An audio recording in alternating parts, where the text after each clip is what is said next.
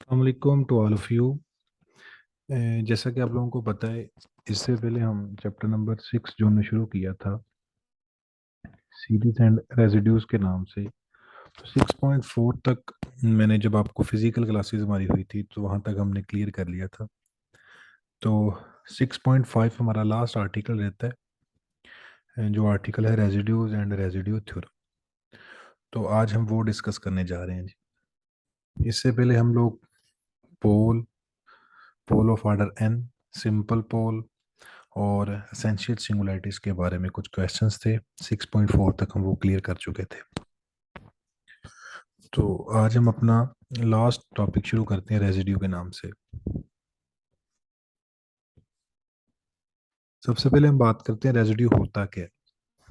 तो यहाँ पे मैंने डेफिनेशन लिखी हुई है, the coefficient a minus one of one over z minus z not in the Laurent series is called the residue of the function f at the isolated singularity z naught। यानी कि अगर मैं आपको यहाँ पे समझाना चाहूँ,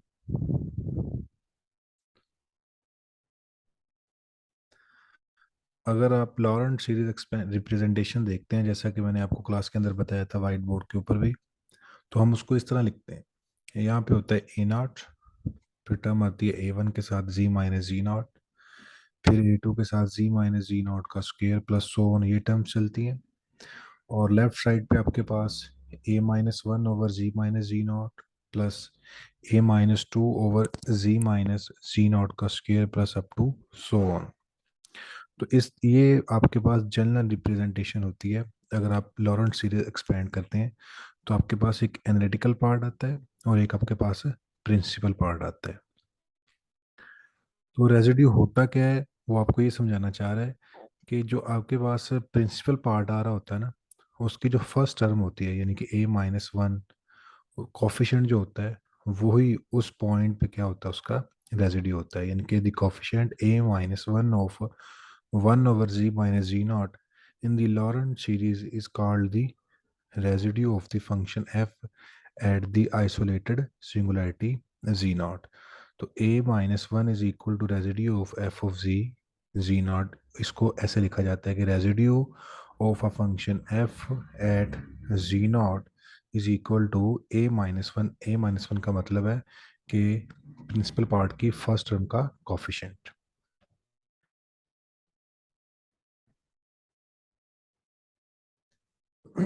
फॉर एग्जांपल अगर मैं आपको यहाँ पे बताना चाहूँ, एग्जाम्पल है f of z is equal to one over z minus one square z minus three. और आपको ये आपको पेज नंबर जैसे कि 294 पेज है जी आपका बुक का, चैप्टर नंबर 6 का 294 के ऊपर ये सारी डिस्कशन लिखी हुई है। वहीं से मैंने जो मेन चीज़ें हैं जो आपको समझानी है वो यहाँ पे मैंने नोट कर ली थी। और बाकी आपने थ्योरी पेज नंबर 294 के ऊपर सारी ये थ्योरी पढ़ लेनी। तो उसी की एग्जांपल नंबर वन है, f of z is equal to one over z minus one square z minus three है। तो ये एग्जांपल हम पहले भी कर चुके हैं। ये सेक्शन 6.4 का एग्जांपल नंबर 2 का बी पार्ट है, यहाँ पे लिखा भी हुआ है। तो अगर मैं इस रीजन के अंदर निकालना चाहूँ लॉरेंट सीरीज, जो हमने पिछली दफ़ा लॉरेंट सीरीज मैंने आपको निकालना डिटेल से बताया भी हुआ था और आपने 6.3 के अंदर फाइंड आउट भी की हुई है। तो अगर हम इस रीजन के जो हमें डिफाइन है उसके ऊपर इसकी लॉरेंट सीरीज निकालें तो हमारे पास ये इसकी लॉरेंट सीरीज निकलती है, जो ये आप लोगों ने निकाली हुई है पिछले लेक्चर के अंदर। तो अगर आप यहाँ पे देखें तो z is equal to one के ऊपर ये पोल है ऑर्डर टू का, क्योंकि आपको मैंने ये बताया था कि प्रिंसिपल पार्ट के अंदर अगर फाइनाइट टर्म्स आ रही होंगी तो वो पोल ऑफ ऑर्डर n तक चला जाएगा। अगर इनफाइनाइट टर्म्स आ जाती हैं तो वो आपके पास एसेंशियल सिंगुलैरिटी बन जाती है। तो अगर आप यहाँ पे देखें तो ये जो दो टर्म्स हैं, ये प्रिंसिपल पार्ट की सिर्फ दो टर्म्स आ रही हैं इस वैलिड रीजन के अंदर। अगर आप इस फंक्शन की लॉरेंट सीरीज निकालें तो इस जब आपने इस फंक्शन की लॉरेंट सीरीज निकाली तो इस फंक्शन के प्रिंसिपल पार्ट की फर्स्ट टर्म का जो कॉफिशिएंट होगा वही इसका क्या कहलाएगा, रेजिड्यू कहलाएगा। तो जो रेजिड्यू की डेफिनेशन के मुताबिक यहाँ पे इस फंक्शन का at z naught is equal to one के ऊपर जो रेजिड्यू है वो माइनस वन ओवर फोर है। तो ये मैंने यहाँ पे लिखा है So here the coefficient of 1 over z minus 1 is a minus 1. So a minus 1 is equal to residue of f of z at 1 is equal to minus 1 over 4, यानी कि रेजिड्यू की डेफिनेशन अगर आप देखें कि किसी भी फंक्शन का अगर आपने रेजिड्यू निकालना है किसी एक पॉइंट के ऊपर, तो वो उस फंक्शन की आप लॉरेंट सीरीज निकालें और उसका जो फर्स्ट टर्म होगी उसका जो कोफिशिएंट होगा वो उसका क्या कहलाएगा, रेजिड्यू। तो हमने इस फंक्शन की लॉरेंट सीरीज निकाली गिवन रीजन जो हमें दिया गया था उसके ऊपर, तो हमारे पास ये आई। तो इस लॉरेंट सीरीज की जो a माइनस वन है ये यानी कि कोफिशिएंट है ये इसकी फर्स्ट टर्म बन गई। तो -1/4 इसका क्या बन गया, रेजिड्यू बन गया जी। एक और एग्जांपल करवाते हैं आपको। F of z is equal to e raise to power 3/z। ये भी लास्ट टाइम आपको डिस्कस की, यानी कि इसमें जो सारी एग्जांपल्स मैक्सिमम होगी हम लॉरेंट सीरीज एक्सपैंड उसकी कर चुके हैं, तो हमने लॉरेंट सीरीज ही निकालनी है इन शॉर्ट वर्डिंग। तो ई रेज टू पावर 3/z की जब मैंने आपको एग्जांपल करवाई थी लास्ट टाइम, तो ये आपको 6.3 सेक्शन के अंदर एग्जांपल नंबर 6 मिल जाएगी। तो f of z is equal to e raise to power 3/z की जब आपने इसकी लॉरेंट सीरीज एक्सपैंड की थी तो वो आपके पास ये बनी थी, e raise power 3/z is equal to 1 plus 3/z plus 3 square over 2 factorial z square plus 3 cube over 3 factorial z cube plus up to so. तो जैसा कि आपको ये पता है कि सारे का सारा इसका क्या पार्ट बन गया, प्रिंसिपल पार्ट बन गया। एनालिटिकल पार्ट सिर्फ और सिर्फ यहाँ पे 1 है। तो अगर आप देखें प्रिंसिपल पार्ट इनफाइनाइट आ रहा है, तो ये कैसी सिंगुलैरिटी है, एसेंशियल सिंगुलैरिटी है। तो यहाँ पे मैंने लिखा है here z is equal to 0 is an essential singularity. तो ये इसकी लॉरेंट सीरीज बन गई। तो डेफिनेशन के मुताबिक रेजिड्यू की प्रिंसिपल पार्ट की फर्स्ट टर्म का कोफिशिएंट जो होता है वो उसका क्या कहलाता है, रेजिड्यू। तो प्रिंसिपल पार्ट की फर्स्ट टर्म आपके पास है 3/z, तो 3 इसका क्या बन गया, कोफिशिएंट। तो a minus 1 is equal to residue of f of z at 0 is equal to क्या बन गया आपके पास, 3 बन गया जी। इनके रेजिड्यू अगर आपने निकालना है तो आप उस फंक्शन की गिवन रीजन के अंदर लॉरेंट सीरीज एक्सपेंड करें और प्रिंसिपल पार्ट की फर्स्ट टर्म जो होगी वो जो कोफिशिएंट होगा वो उसका क्या कहलाएगा आपके पास, रेजिड्यू कहलाएगा जी। और ये थ्योरी आपको सारी की सारी पेज नंबर 294 में दोबारा रिपीट कर देता हूँ, 294 के ऊपर आपको ये मिल जाएगी सारी की सारी थ्योरीज की। नेक्स्ट करते हैं जी हम।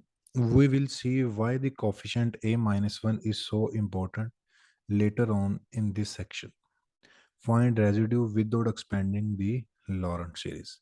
ये तो तरीकेकार था कि हम पीछे लॉरेंट सीरीज सीख के आए थे और लॉरेंट सीरीज हम एक्सपैंड करते थे।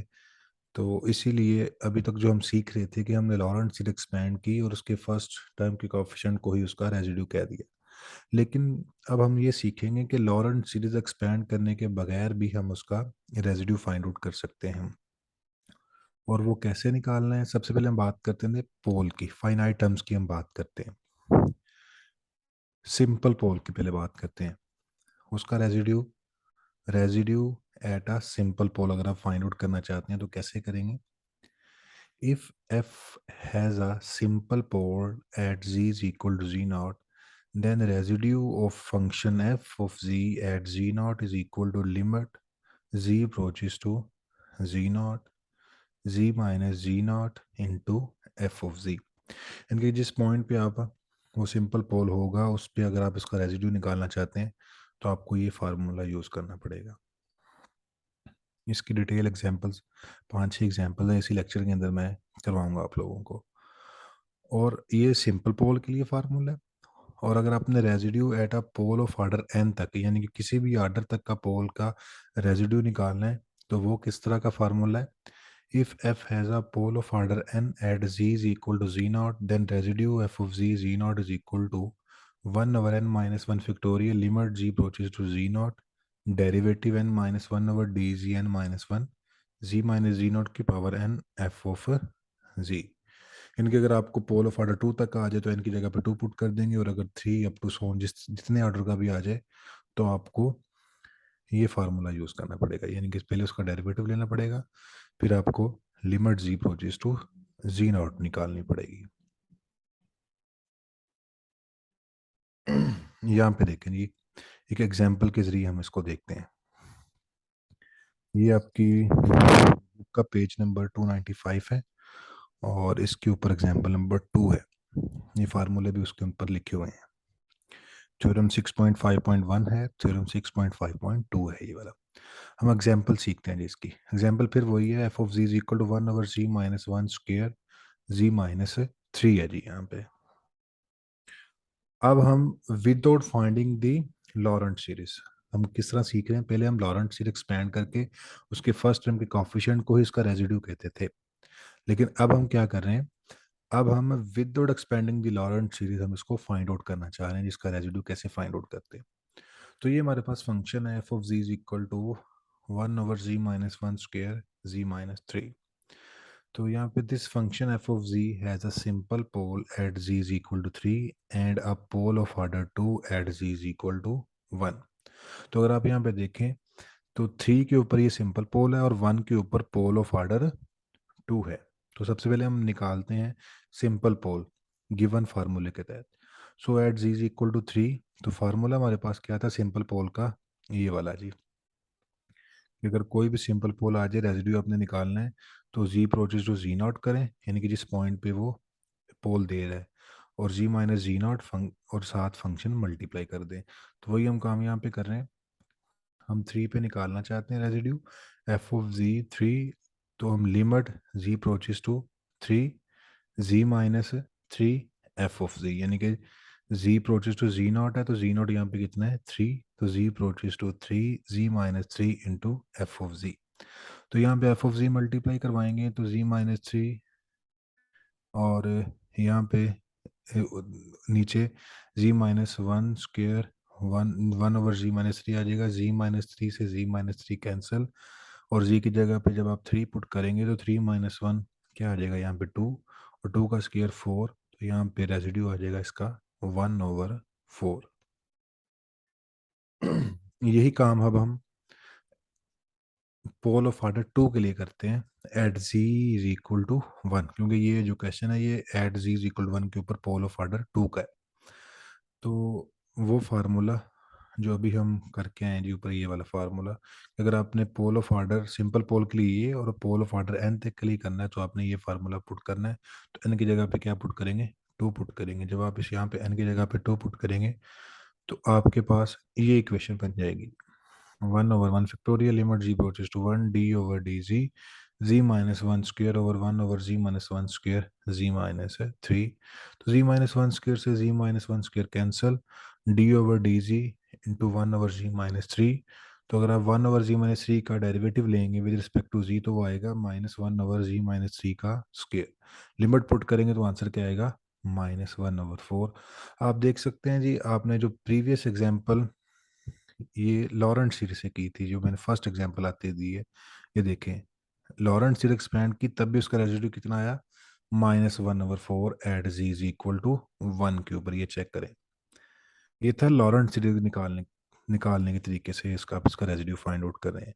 लेकिन हमने ये देखा है कि अगर हम ये दो फार्मूले जो हैं इनकी मदद से निकालें रेजिड्यू, तो तब भी वही आता है। तो अब यहाँ पे चेक कर सकते हैं, एट 1 के ऊपर रेजिड्यू इसका कितना आया, -1/4। यानी कि वो जो पिछला काम था वो लॉरेंट सीरीज से रेजिड्यू फाइंड आउट करने का था, और ये वाला जो हमें गिवन दो फार्मूले गिवन दिए गए हैं उनकी मदद से हमने इसका रेजिड्यू फाइंड आउट किया है। ये एग्जांपल नंबर 2 है, आपका पेज नंबर 295 है।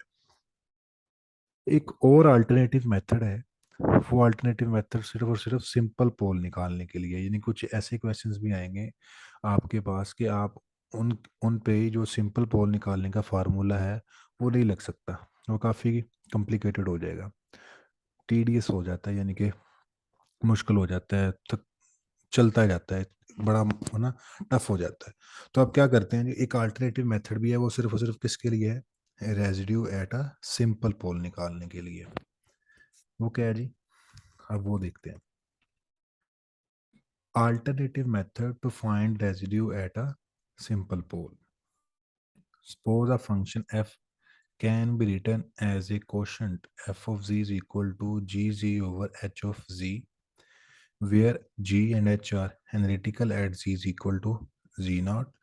If g of z naught is not equal to 0, and if the function h has a 0 of order 1 at z naught, then f has a simple pole at z is equal to z naught, and residue of f of z at z naught is equal to h of z naught over h dash of z naught. इसको समझे जी?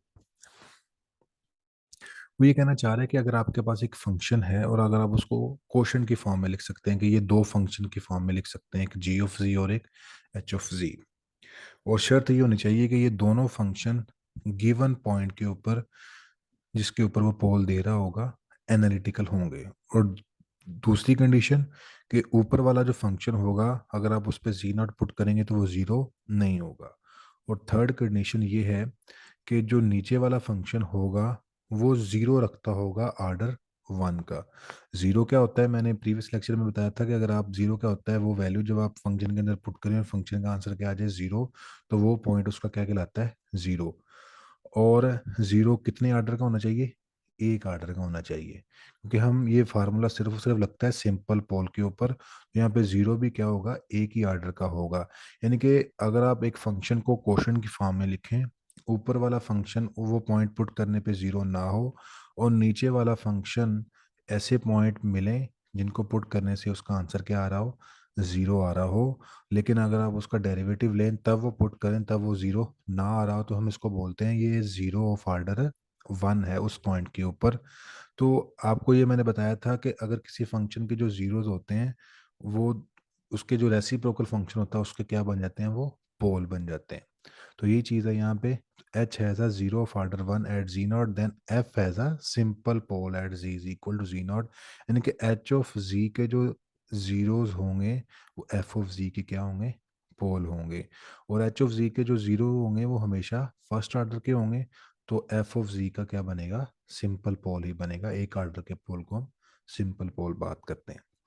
तो इस तरह के function को residue निकालने के लिए क्या करना है, आपने जी ऑफ जी नॉट लेना है, और नीचे जो एच ऑफ जी आ रहा होता है उसका डेरिवेटिव लेके फिर जी नॉट पुट करना है।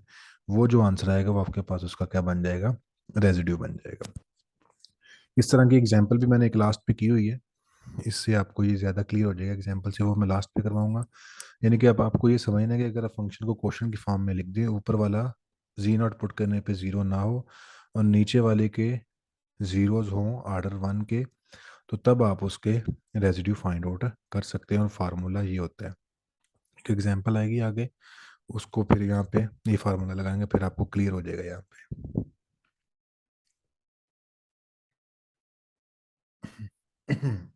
नहीं जी, लास्ट आर्टिकल करते हैं हम यहाँ पे, Kashi residue theorem. Kashi residue theorem क्या होता है, let a D be a simply connected domain and C a simple closed contour lying entirely within D if a function is analytical on and within C except at a finite number of isolated singularities z1 z2 up to zn within C, then integration on a closed contour C f of z dz is equal to 2 pi iota summation, ये है summation आपके पास I is equal to 1 to n residue of f of z at जी के। यहाँ पे ये एक चीज़ कहना चाह रहा है कि अगर आपके पास एक फंक्शन हो, वो जो आपके पास गिवन कंटूर हो रहे उसके ऊपर और उसके अंदर एनालिटिकल आ रहा हो, यानी कि आप एक कंटूर बनाएं और फंक्शन उसके ऊपर और उसके अंदर भी क्या आ रहा हो, एनालिटिकल आ रहा हो, except at a finite number of isolated singularities, लेकिन कुछ पॉइंट्स हैं जिनके ऊपर वो एनालिटिकल नहीं है और वो कंटूर के अंदर आ रहे हो, तो आप उसकी इंटीग्रेशन डायरेक्ट रेजिड्यू से भी कर सकते हैं। इस तरह के क्वेश्चंस आप पिछले चैप्टर के अंदर भी करके आए हुए हैं। इंटीग्रेशन आपने जब निकालते हैं, तो यानी कि वो पॉइंट कंटूर के बाहर आ रहे हो तो काशी इंटीग्रल फार्मूला लगता है, काशी गोडसेट फार्मूला करके आए आप। फिर आपने वो एक इम्पोर्टेंट फार्मूले के नाम से मैंने करवाया था, डिफरेंट क्वेश्चंस किए थे, वो थे आप उससे इंटीग्रेशन करते थे। अगर आप कह रहे हैं कि रेजिड्यू निकाल के भी आप उसकी इंटीग्रेशन फाइंड आउट कर सकते हैं, यानी कि ये फार्मूला किसका है, काशी का रेजिड्यू के हिसाब से। अगर आप उसका रेजिड्यू निकाल लें तब भी आप उसकी इंटीग्रेशन फाइंड आउट कर सकते हैं, कि अगर किसी भी कम्प्लेक्स फंक्शन की आपने इंटीग्रेशन निकालनी है विद इन कंटूर सी, तो आपने क्या करना है जी, 2 पाई के साथ उनके रेजिड्यूज जितने भी आ रहे हैं उनका समीशन लेके मल्टीप्लाई कर देना है। तो वो पॉइंट्स जो कंटूर के अंदर आ रहे हो उनके ऊपर आपने उसका रेजिड्यू निकालना है जी। ये बात क्लियर होनी चाहिए। तो ये थ्योरम की जो एक्सप्लेनेशन है, हम डिफरेंट 3 से 4 एग्जांपल्स लेके हम इसको सीखते हैं जी कैसे करते हैं। फर्स्ट एग्जांपल वही लेते हैं जी हम। 1/z-1 z minus 3 dz। अब वो कंटूर चेंज कर रहा है। दो दो हिस्सों से करते हैं जी इसको। फर्स्ट कंटूर, ये यानी कि सारे का सारा कंसर्न हमारा किस पे होगा, जो हम गिवन कंटूर बनाते हैं वो पॉइंट जो कंटूर के अंदर आ रहे हो वो सिंगुलैरिटीज पे हमने रेजिड्यू निकाल के उसको 2 पाई के साथ मल्टीप्लाई कर देना है। तो इस फंक्शन की डायरेक्ट हम इंटीग्रेशन बता सकते हैं जी, without finding the residues of the given function. तो यानी कि सबसे पहले हमारा ये काम होना चाहिए कि हमें कंटूर बनानी आनी चाहिए। अगर आपको कंटूर बनानी आती है तभी आप इसको फाइंड आउट कर सकते हैं। फर्स्ट पार्ट क्या है, the contour C is a rectangle defined by x is equal to 0, x is equal to 4, y is equal to -1, y is equal to 1। यानी कि 0 से 4 तक और -1 से 1 तक आप एक रेक्टेंगल बनाना चाहते हैं। ये आपकी गिवन कंटूर है। अगर आप इस फंक्शन को देखें तो एक 1 के ऊपर और एक 3 के ऊपर आपको ये सिंगुलैरिटीज दे रहा है। और 1 और 3 अगर आप देखें तो ये गिवन कंटूर के अंदर ही आ रहे हैं। अगर आप रेक्टेंगुलर बनाएंगे ये गिवन इंफॉर्मेशन के मुताबिक x 0 4 से -1 से 1 तक, तो 1 और 3 दोनों के दोनों इस कंटूर के अंदर आ रहे होते हैं। तो ये मैंने लिखा है, here z is equal to 1 and z is equal to 3 are a pole of order 2 and simple pole respectively. यानी कि 1 के ऊपर ये 2 आर्डर का पोल है और 3 के ऊपर ये सिंपल पोल है। Both are lying within the rectangle. अगर आप इस पे रेक्टेंगल बनाएंगे तो दोनों के दोनों इसके अंदर आएंगे। तो अब काशी रेजिड्यू थ्योरम हम यूज करते हैं। काशी रेजिड्यू थ्योरम क्या होता है कि ऐसा फंक्शन गिवन कंटूर के अंदर वो पॉइंट जिन पे वो आपको सिंगुलैरिटीज दे रहा होगा, तो आपने उन पॉइंट्स पे उनके रेजिड्यू निकालने हैं और उसको किसके साथ मल्टीप्लाई कर देना है, 2 पाई के साथ। तो आपके पास उसकी डायरेक्ट इंटीग्रेशन आ जाएगी। तो अब आपने इसकी इंटीग्रेशन करनी है इस फंक्शन की। तो वो क्या होगी, 2 पाई के साथ मल्टीप्लाई किस किस को करना है, वो पॉइंट्स जो कंटूर के अंदर आ रहे हो। तो ये फंक्शन है कि दो पॉइंट्स के ऊपर सिंगुलैरिटीज दे रहा है, एक 1 के ऊपर और एक 3 के ऊपर। और दोनों के दोनों फंक्शंस गिवन कंटूर के अंदर आ रहे हैं। तो आपने क्या किया जी, 2 पाई को मल्टीप्लाई कर दिया, residue f of z at 1 के ऊपर निकालना है और फिर residue f of z at 3 के ऊपर निकालना है। क्योंकि यहाँ पे अगर आप देखें, यहाँ पे समीशन लिखा हुआ है। इसका क्या मतलब होता है, समीशन। यानी कि 2 पाई को जितने भी रेजिड्यूज जो कंटूर के अंदर आ रहे हैं वो निकालने, उनको ऐड करना है रेजिड्यू को, और जो आंसर है उसको किसके साथ मल्टीप्लाई करना है, 2 पाई के साथ। तो वही मैंने लिख दिया, 2 पाई एक 1 और 3 के ऊपर इसका रेजिड्यू निकालें। और 1 और 3 के ऊपर ये प्रीवियस एग्जांपल ये है, मैं निकाल चुका हूँ। यहाँ पे एक दफ़ा आया था -1/4, एक 1/4। तो 0 आया, 0 को 2 पाई के साथ मल्टीप्लाई किया तो आंसर क्या आ गया, 0। क्योंकि 1 और 3 के ऊपर हम, अगर आप इसे प्रीवियस देखें तो मैं अभी इसी लेक्चर के अंदर निकाल के आया हूँ रेजिड्यू। एक 1/4 आया था और एक -1/4 आया था। तो इसका आंसर क्या आ गया, डायरेक्ट आप लिख सकते हैं by using Cauchy residue theorem is equal to 0 z. अब वो कंटूर चेंज कर रहा है, क्वेश्चन वही है, कंटूर चेंज कर रहा है। The contour C is a circle z mod is equal to 2। यानी कि कंटूर एक ऐसी है जिसका सेंटर कौन सा है, 0 है, रेडियस कितना है, 2। यानी कि आपने 0 पे प्रकार रख के 2 रेडियस का एक सर्कल बनाना है।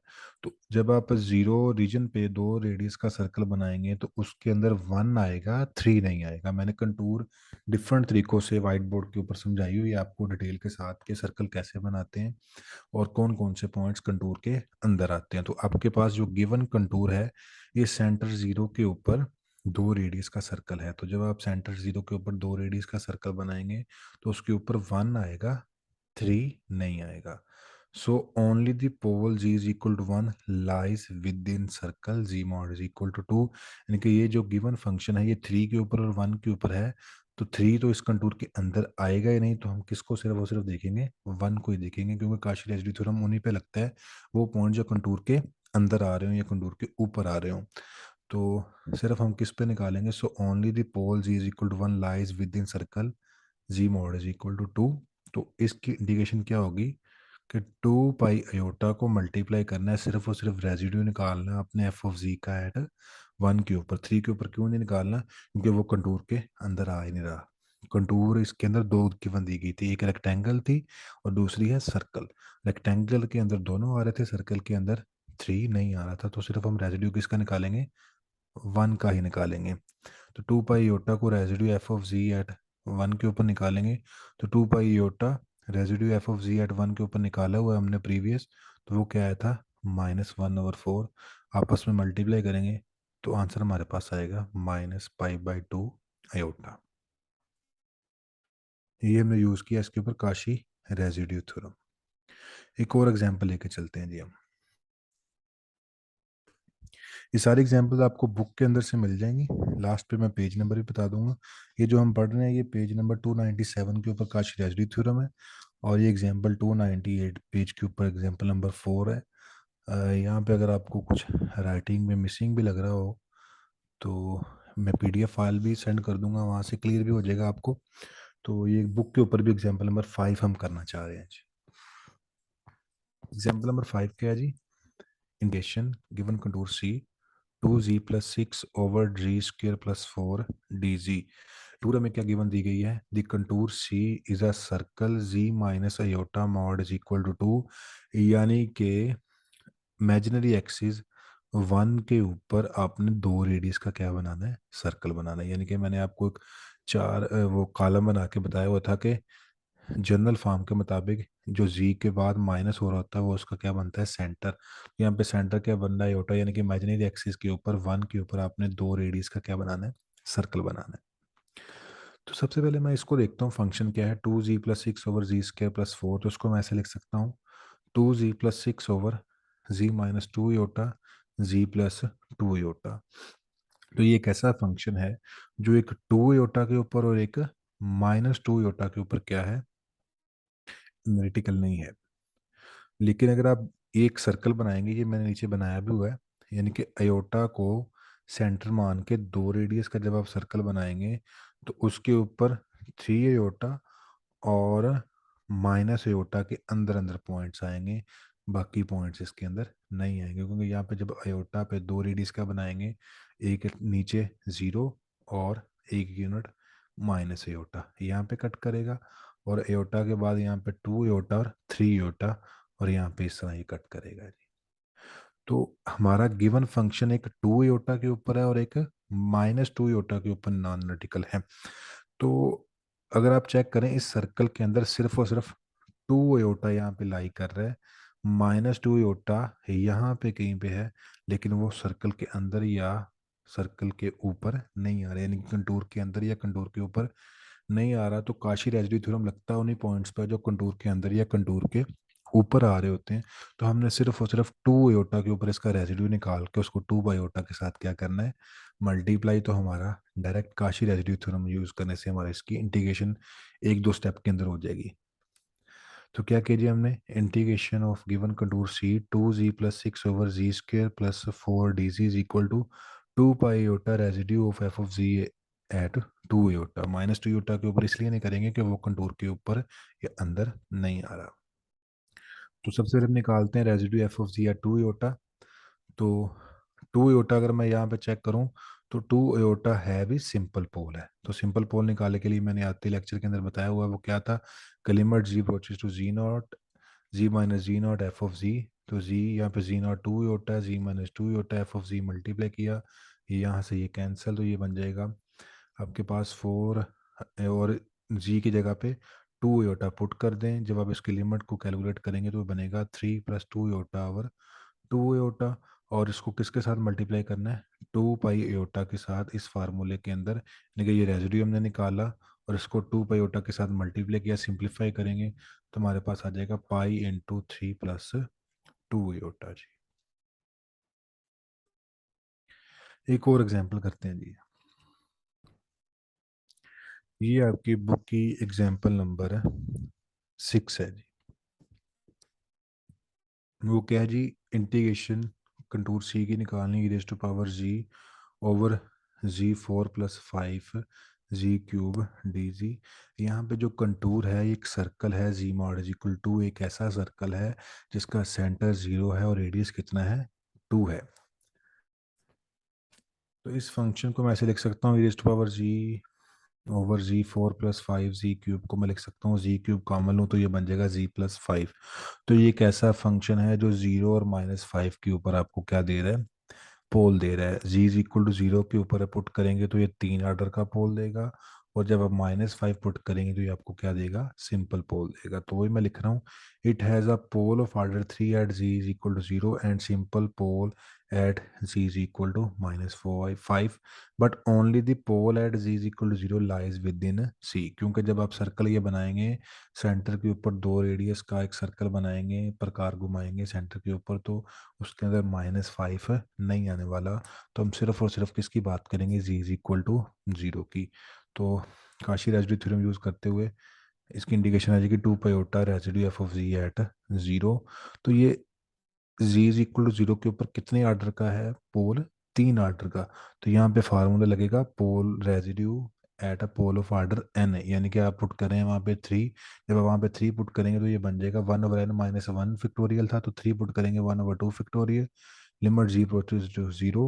और यहाँ पे था dn-1, तो जब 3 पुट करेंगे तो ये d² over d(z²) z cube e raise to power z over z cube z + 5, z cube से z cube cancel, d² over d(z²) का मतलब है कि आपने इस फंक्शन का, ये जी क्यूब तो जी क्यूब से कैंसिल, बाकी जो बचा है उसका 2 दफ़ा डेरिवेटिव लेना। जब आप उसका 2 दफ़ा डेरिवेटिव लेंगे, इस 2 से 2 कैंसिल, जब आप इस फंक्शन का 2 दफ़ा डेरिवेटिव लेंगे तो आपके पास आएगा जी² + 8 z + 17 into e raise to power z over z + 5 का क्यूब। अब आपने जी लिमिट पुट करनी है, ये ख्याल रखना है, पहले डेरिवेटिव लेना है फिर लिमिट पुट करनी है, पहले लिमिट नहीं पुट करनी है आप लोगों ने। तो जब आप लिमिट पुट करेंगे तो आंसर आएगा 17 पाई/125 जी। यानी कि ये हम डिफरेंट तरीकों से काशी रेसिड्यू थ्योरम निकाल रहे हैं जी। अब हम बात करें जी, वो जो मैंने कहा था कि alternative formula for find the simple pole, ये आपकी एग्जांपल नंबर 7 है जी। अब इसको गौर से समझ लें, यानी कि इस तरह के क्वेश्चंस भी आ सकते हैं आप लोगों को। अब फंक्शन आ जाए आपके पास है, इंटीग्रेशन फाइंड आउट करें tan z की, where c is a circle of z mod is equal to 2, यानी कि एक सर्कल है 0 के ऊपर, सेंटर 0 के ऊपर 2 रेडियस का। तो tan z को मैं लिख सकता हूँ sin z over cos z। तो यहाँ पे अगर मैं चेक करना चाहूँ, अब मैं वो फार्मूला लगाने लगा हूँ जो सिंपल पोल वाला है। अगर हम यहाँ पे इसको देखें, this function has a simple poles at the points where cos is equal to 0, यानी कि जितने भी पॉइंट्स हैं z पुट करने से cos 0 आता है, वो पॉइंट सारे के सारे इसका क्या बनाएंगे, सिंपल पोल बनाएंगे। अगर आप चेक भी कर लें यहाँ पे, सारे के सारे आपको क्या मिलेंगे, यहाँ पे सिंपल पोल मिलेंगे। तो आपको पता है कि cos is equal to 0 का जब आप आंसर निकालते हैं तो निकलता है 2n+1 पाई/2, और एन यहाँ पे वेरी कर रहा है इंटीजर से, यानी कि 0 +-1 +-2 अप टू सो, यानी कि जब आप एन 0 पुट करेंगे तब भी cos 0, आप 1 पुट कर लें तब भी, -1 पुट कर लें तब भी, 2 -2 3 -2 पुट करते जाएं, सारे के सारे पॉइंट्स पे cos क्या आएगा, 0 आएगा। अब हमने वो पॉइंट्स लेने हैं, काशी रेसिड्यू थ्योरम हम लगाना चाह रहे हैं ना, हमने वो पॉइंट्स लेने हैं जो कंटूर के अंदर या कंटूर के ऊपर आ रहे हों, और कंटूर हमारे पास क्या है, सेंटर 0 के ऊपर 2 रेडियस तक की। जब हम यहाँ पे 0 पुट करेंगे n 0, तो हमारे पास का आंसर क्या आएगा, पाई/2। और पाई/2 जब आप करेंगे तो आपके पास समथिंग 1.6 या समथिंग आएगा, और वो कंटूर के अंदर ही आ रहा है, क्योंकि कंटूर आपके कितने तक है, 2 तक है। जब आप यहाँ पे 1 पुट करेंगे तो n की जगह पे 2 + 1 3, 3/2 1.5, और जब आप इसको 3 से मल्टीप्लाई कर देंगे, ये 3 पॉइंट समथिंग या 4 के राउंड अबाउट आएगा, और वो कंटूर से बाहर चला जाएगा, तो कंटूर आपके कितने तक है, सिर्फ 2 रेडियस तक है, क्योंकि 1 पुट करने से वो कंटूर के अंदर या कंटूर के ऊपर नहीं आ रहा। जब आप -1 पुट करेंगे तो 2 × -1 -2 + 1 -1 -1/2 पाई, यानी कि आपके पास क्या आएगा -π/2, और -π/2 इस गिवन कंटूर के अंदर आ रहा है। इन शॉर्ट वर्डिंग, 0 और -1 पुट करने से, यानी कि n की जगह पे 0 और -1 पुट करने से जो आंसर आएगा आपके पास आएगा, एक दफ़ा -π/2 और एक आएगा π/2। सिर्फ और सिर्फ वही कंटूर के अंदर लाई करेंगे, बाकी सारे के सारे उस कंटूर से बाहर चले जाएंगे, क्योंकि कंटूर आपके पास कितना है, सेंटर 0 के ऊपर 2 रेडियस का सर्कल। तो काशी रेजिड्यू थ्योरम के मुताबिक वही पॉइंट्स लेने जो कंटूर के अंदर या ऊपर आ रहे हैं। तो इसकी इंटीग्रेशन आ जाएगी 2 π into residue f of z at -π/2 plus residue f of z at π/2। अब हम अल्टरनेटिव मेथड लगा रहे हैं। अगर हम इसको सिंपल पोल की मदद से करना भी चाहें ना, जिस तरह हम पिछले करते आए हैं कि limit z goes to z naught z minus z naught f of z, तो आप इसको हल करना काफ़ी मुश्किल हो जाएगा। अब हम इसके अल्टरनेटिव निकालना चाह रहे हैं, और अल्टरनेटिव फार्मूला सिर्फ सिर्फ आपको याद हो किस पे लगता था, सिंपल पोल के ऊपर लगता था। तो ये आप देख सकते हैं, ये सारे के सारे शुरू में मैंने बता दिया था, ये क्या आपके पास है, सिंपल पोल्स हैं।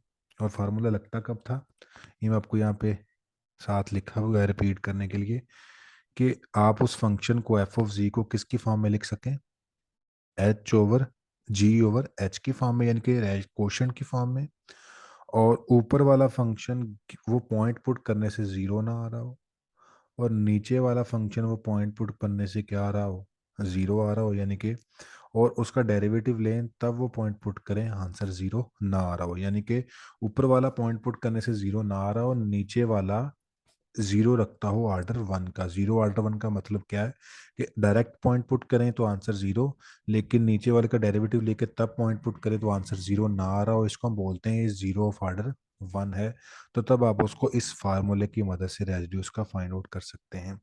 तो यहाँ पे अगर मैं बात करूँ, मेरे पास फंक्शन ये है, ये वाला फंक्शन है, तो साइन जी बन जाएगा मेरे पास जी ऑफ जी, और कॉस जी मेरे पास बन जाएगा एच ऑफ जी। तो ये मैं लिख रहा हूँ, z z is equal to sine z, h of z is equal to cos z. अब मेरे पास जी नॉट पॉइंट कौन से हैं, दो, एक है मेरे पास π/2 और एक है मेरे पास -π/2। ये वाले, एक है π/2 और एक -π/2, क्योंकि यही कंटूर के अंदर आ रहे हैं। अब यहाँ पे फार्मूला चेक करें, अगर मैं यहाँ पे π/2 पुट करता हूँ तब भी 0 नहीं आ रहा, -π/2 करता हूँ तब भी 0 नहीं आ रहा, लेकिन एच ऑफ जी की जगह पे π/2 या -π/2 पुट करूँ तो क्या आ रहा है, 0। और जब मैं एच ऑफ जी का डेरिवेटिव लेता हूँ वो क्या आता है, माइनस साइन जी, यानी कि कॉस जी का डेरिवेटिव क्या आ जाएगा, माइनस साइन जी। यहाँ पे π/2 -π/2 करूँ तो पुट करूँ तो 0 नहीं आ रहा, तो इसका मतलब ये है कि एच ऑफ जी जो है वो 0 ऑफ ऑर्डर 1 रखता है। तो सारी कंडीशंस जो मैंने अल्टरनेटिव फार्मूला फॉर सिंपल पोल निकालने के लिए रेजिड्यू किया था, वो सारी कंडीशन यहाँ पे फुलफिल हो रही हैं। तो ये तीनों कंडीशन जब यहाँ पे सेटिस्फाई हो गई हैं, तो वो उसने कहा था कि हम उसका रेजिड्यू कैसे निकालेंगे, उस फंक्शन का रेजिड्यू उस पॉइंट पे निकालने के लिए ऊपर जी ऑफ जी नॉट, यानी कि जी की जगह पे जी नॉट, उस फंक्शन के में जी नॉट पुट कर दें, और नीचे उसके डेरिवेटिव के अंदर जी नॉट पुट करना है। तो मैं सबसे पहले निकालना चाह रहा हूँ -π/2 के ऊपर, तो जी ऑफ जी मेरे पास ये है, इसकी जगह पे जी नॉट की जगह पे, यानी कि जी की जगह पे -π/2 पुट कर दूंगा, और नीचे एच ऑफ जी का डेरिवेटिव क्या है, h dash of z minus sine z, यहाँ पे -π/2 पुट करूंगा तो आंसर क्या आ जाएगा मेरे पास, -1।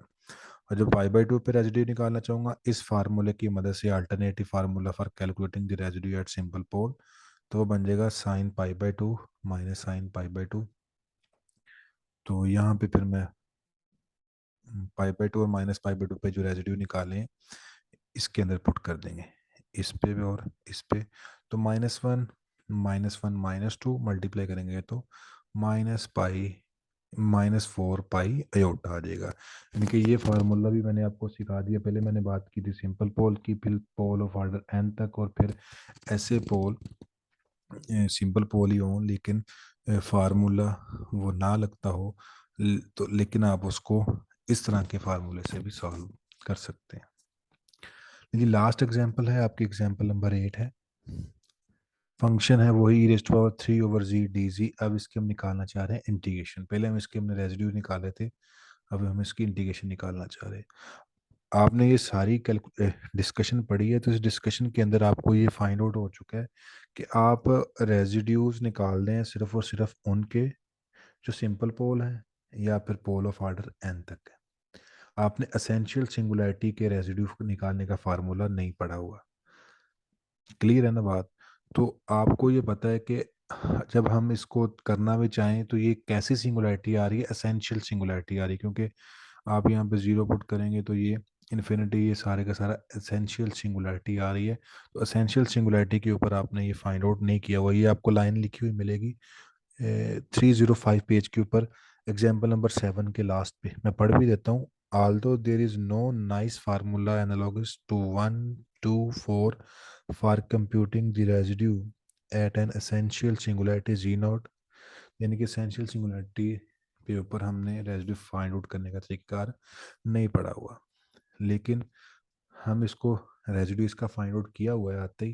वो किस तरह किया था हमने, ये फार्मूले नहीं लगाए थे, हमने इसकी लॉरेंट सीरीज, देखिए दो तरीकों से आप रेजिड्यू फाइंड आउट कर सकते हैं, या तो उसकी लॉरेंट सीरीज एक्सपेंड कर दें, या फिर आप उसको, अगर वो एसेंशियल सिंगुलैरिटी आ रही हो तो फिर आप उसकी लॉरेंट सीरीज एक्सपेंड करें, और अगर आपके पास वो सिंपल पोल या पोल ऑफ ऑर्डर 2 3 5 तक भी आ रहा हो तो आप इसको ये जो अभी क्वेश्चंस किए हैं उनकी मदद से करेंगे। तो ये एसेंशियल सिंगुलैरिटी आ रही थी तो हमें इसका निकाला हुआ है, वो हमने निकाला हुआ था इसका रेजिड्यू कितना 3, यानी कि इसकी लॉरेंट सीरीज एक्सपेंड करके हमने इसका रेजिड्यू a-1 निकाला हुआ था, वो 3 था। तो इसकी इंटीग्रेशन डायरेक्ट हम लिख देंगे 2 pi residue f of z at zero which is 3, तो ये मल्टीप्लाई करके यह बन जाएगा 6 पाई। तो यहाँ पे आप ये देख सकते हैं कि सबसे पहले मैं अब इसको वाइंड अप करता हूँ, मैं सारी चीज़ें आपको बताता हूँ हम कहना क्या चाह रहे थे।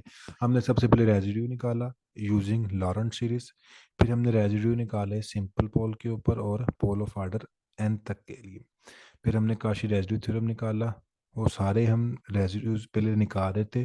काशी रेजिड्यू सिर्फ और सिर्फ यही चीज़ है कि अगर आपके पास गिवन फंक्शन हो, उसकी इंटीग्रेशन निकालनी हो यूजिंग रेजिड्यूज, तो आप उसको बड़े इजीली निकाल सकते हैं। यानी कि चैप्टर नंबर 5 के अंदर आप इतनी लंबी कैलकुलेशंस करते थे, काशी इंटीग्रल फार्मूला कभी लगा दिया, कभी काशी गौरशेड थ्योरम लगा दिया, और इम्पोर्टेंट फार्मूला कहाँ पे लगता है कहाँ पे नहीं, या एम एल इनक्वालिटी निकालने के बाद आप इसको इंटीग्रेशंस निकालते थे। तो उसके बजाय आप उसको रेजिड्यूज निकाल के भी आप उसकी इंटीग्रेशन फाइंड आउट कर सकते हैं। यानी कि अब अगर आप पिछली जो एक्सरसाइजेज हैं 5.5 वो उसको इसके साथ कंपेयर भी कर सकते हैं, आप वहाँ पे भी रेजिड्यूज निकाल के आप इंटीग्रेशन लेंगे तो आंसर सेम आएगा सारे का सारा। तो अब मैं एक्सरसाइज की बात करता हूँ जिसका मैंने सोल्यूशन आपको सेंड किया हुआ है। आप वहाँ से इसको हेल्प आउट कर सकते हैं। मैंने एग्जांपल जितनी भी पॉसिबल हो सकती थी सारी की सारी डिटेल से समझा दी, तो अगर आपको नहीं समझ आ रही तो आप मुझसे पूछ लें। बाकी इंशाल्लाह उम्मीद है कि समझ आ जाएगी, और मैंने इसका सोल्यूशन सेंड किया हुआ है ग्रुप के अंदर। एक्सरसाइज के मैं आपको क्वेश्चंस बता दूं। 6.5 के आपने इसके करने हैं पहले 34 क्वेश्चंस।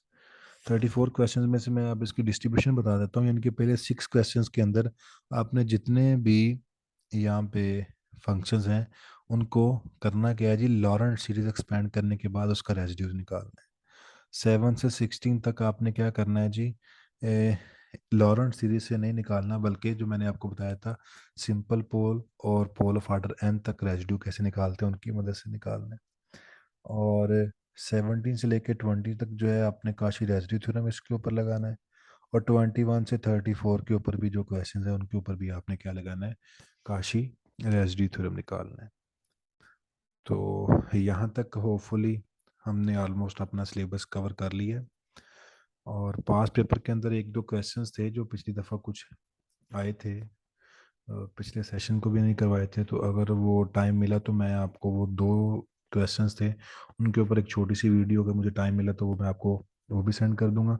तो ऑलमोस्ट यहाँ तक हमारा कोर्स कंप्लीट हो चुका है। 6.4 तक मैंने क्लास के अंदर डिटेल सारे क्वेश्चंस बता दिए थे कौन कौन से करने हैं, और 6.5 के आपको दोबारा रिपीट कर रहा हूँ 34 क्वेश्चंस करने हैं, और इसकी थ्योरी सारी की सारी आप लोगों ने पढ़नी है। ऑलमोस्ट मैंने सारी करवा दी है डिटेल के साथ, लेकिन इस बुक की सारी थ्योरी आप लोगों ने पढ़नी है। ये 6.5 चैप्टर्स के मैंने पेज नंबर आपको बताए हुए हैं।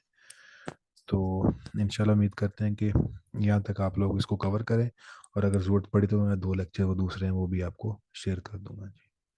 ओके जी, अल्लाह हाफिज़।